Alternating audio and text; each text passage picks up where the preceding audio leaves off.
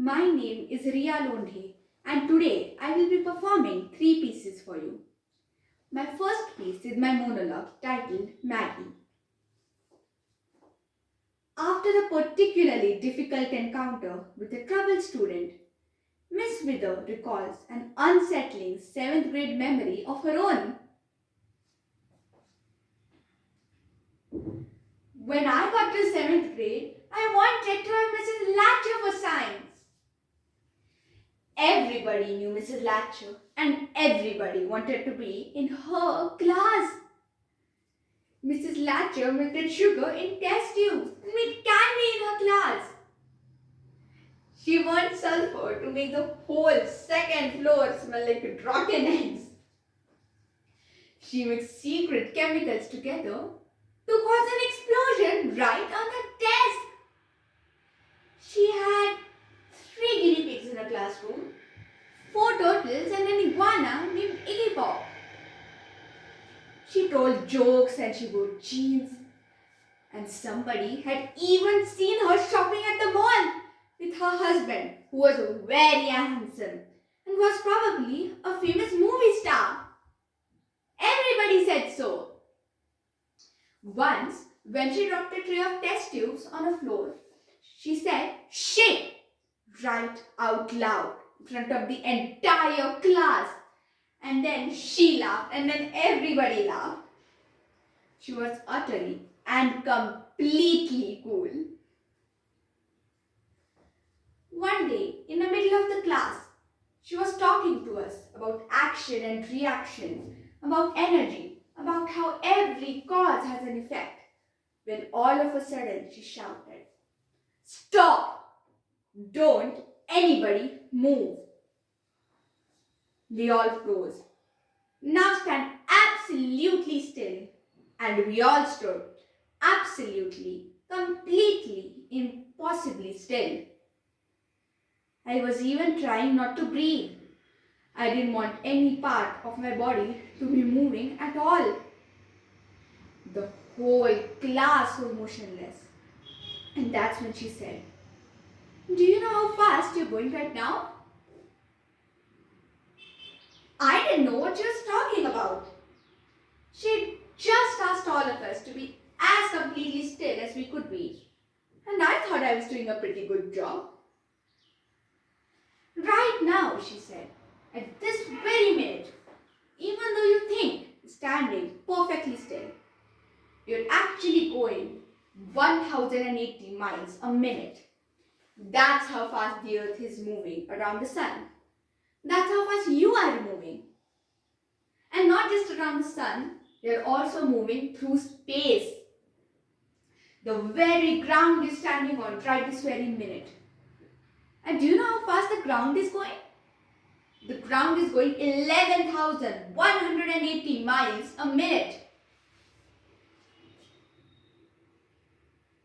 I couldn't breathe. I started to imagine how fast I was, how fast I was going, spinning, racing through space.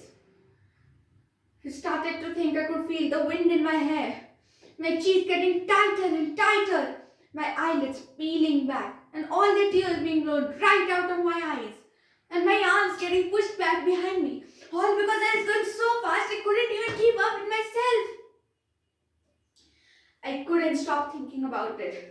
Kept looking around, up, down, on my way home from school, in my room at night. Just waiting for the huge, speeding blast of wind to rip me out of my chair and send me spinning into empty space. I hated Mrs. Latcher after that. Now moving on to my second piece, that is my prose passage from Just William by Richmond Crompton. William was bored. He sat at his desk in the sunny schoolroom and gazed dispassionately at a row of figures on the blackboard. "It isn't sense," he murmured scornfully. Miss Drew was also bored, but unlike William, she tried to hide the fact. Interest on £100 for 1 year is £5, she said wearily. Then, William Brown, do sit up and don't look so stupid. William changed his position from that of lolling over one side of his desk to that of lolling over the other and began to justify himself. Well, I can't understand any of it. It's enough to make anyone look stupid if you can't understand any of it. I don't get why people go on giving people bits of money for giving them lots of money and go on and on doing it. It doesn't seem sense. Anyone's amount for giving anyone £100 just because he says he'll go and give me £5 and go on sticking to his £100. How's he to know he will?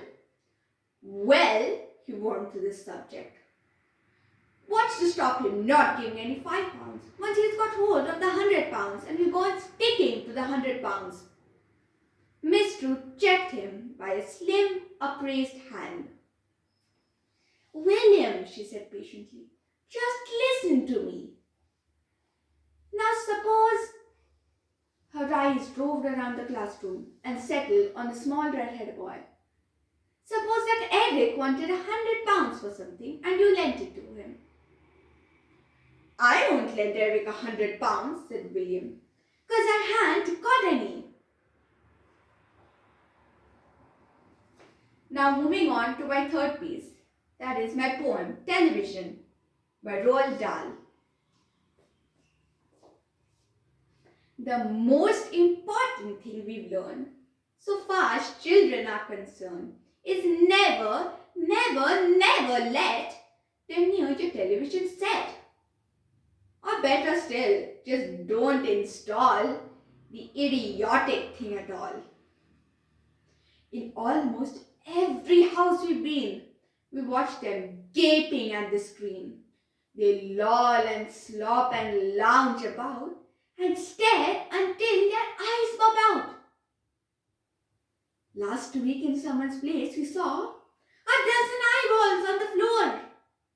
They sit and stare and stare and sit until they are hypnotized by it, until they are absolutely drunk with all that shocking, ghastly junk.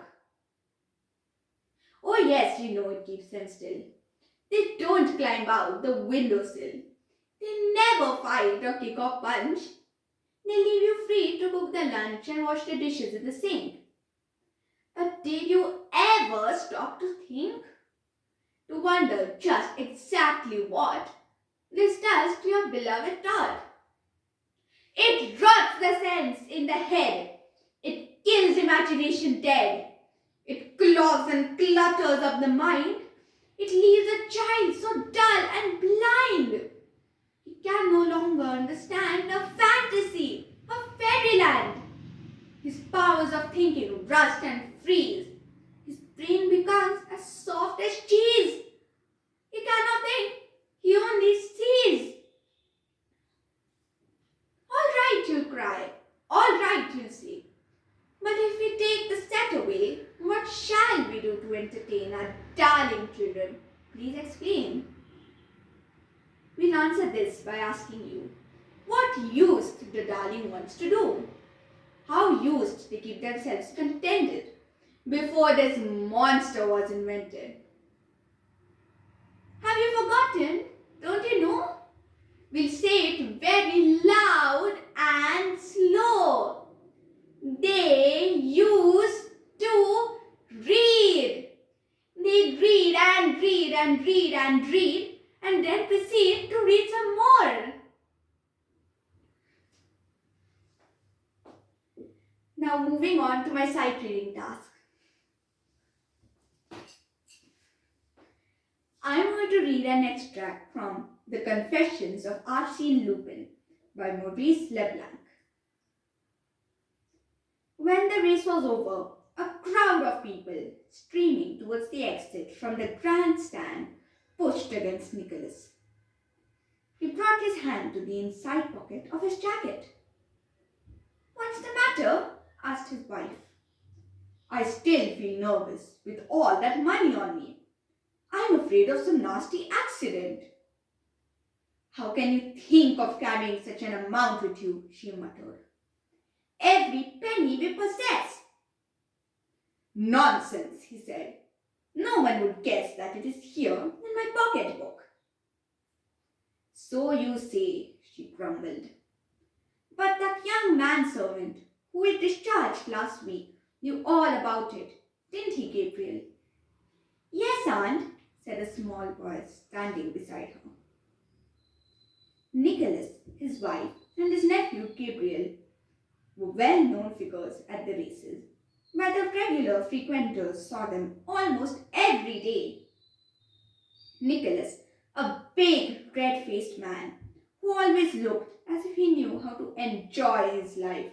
His, his wife also built on heavy lines with a big, vulgar face and always dressed in a plum colored worn out silk. The nephew, quite young, slender, with pale features, dark eyes, and rather curly hair. As a rule, the couple remained seated throughout the afternoon. It was Gabriel who betted for his uncle, watching the horses in the paddock, picking up tips amongst the jockeys and stable lads, running backward and forward between the stands. Luck had favored them that day, for 3 times Nicholas's neighbors saw the boy come back and hand him money. And then the luck changed. Now moving on to my reflection task. Question number 2. Choose one of your pieces and talk about how the characters or narrator's feelings changed. I would like to talk about my first piece, that is my monologue, Maggie. Maggie is a 7th grade, 13-year-old girl who adores and idolizes her science teacher, Mrs. Latcher. She is ready to follow whatever she says at the drop of a hat. She's ready to follow her around like a lost puppy. She loves her teacher. But something soon makes her change her tune. When Maggie realizes from Mrs. Latcher's words about how fast the earth moves, how fast she's moving through space, the ground beneath her feet is moving too, it's unstable. Maggie develops severe anemophobia. She's scared that the wind will rip her out of whatever she's doing and send her spinning into space. She's angry, she's scared. She's not able to cope up with what she's learned. But most of all, she's furious at Mrs. Latcher for dragging her out of her ignorant bliss and introducing her to the gory truth. This is how Maggie's feelings changed from adoring to abhorring. Question number 3. Describe the imaginary surroundings in one of your pieces. I would like to describe the surroundings from my prose passage, my second piece, from Just William by Richmond Crompton. It's the small cramped classroom with only one window or door. There's no air circulation in there, which makes it really hot and stuffy. The children are all seated on individual desks when all they want to do is go out and play. The teacher is also bored. There's a blackboard in front of them that's covered from head to toe in sums. The children are listening to music, pranking each other, tying each other's shoelaces, drawing on the desks, making paper airplanes. Literally anything apart from paying attention. Question number 5. What did you consider to be the funniest or most dramatic moment in your pieces? What vocal or physical skills did you use to show that to the audience? I've chosen my poem Television by Roald Dahl. The poet tries to warn us. He's trying to save us from destroying the future generation with the ill effects of television. There's a line in the poem where he says that television rots the sense in the head. This is clearly an exaggeration because if you watch the right kind of programs, it actually contributes to your knowledge. To convey this exaggeration, I had to use proper intonation. I had to increase the volume of my voice. I had to focus on my usage of space and make proper eye contact. Question number 6. How were your performances different from each other? How did you show that to your imagined audience? My first piece was my monologue, Maggie. She's a 7th grade 13-year-old girl who just loves her science teacher, Mrs. Latcher, and thinks the world of her. In fact, I'm pretty sure the classroom is her favorite place, as it's the only one where she gets to see her favorite teacher. My second piece, that is my prose passage from Just William, is about a boy just like Maggie, though he's exactly her opposite. He hates the classroom, feels no need to learn maths, doesn't like the teacher much either. He's totally bored, he is zoned out. My third piece, that's my poem, Television by Roald Dahl. In this poem, the poet is trying to tell us, he's trying to warn us that we should not destroy the gumption or creativity of the youth by just showing them some stupid channels on the idiot box. All my pieces were very different from each other. In my first piece, I had to make my voice high and bubbly and remember somebody I really used to idolize. For my second piece, I had to bring my online school boredom into my voice. And for my third piece, I tried to understand what the poet was trying to tell me and convey it in a serious tone. Thank you.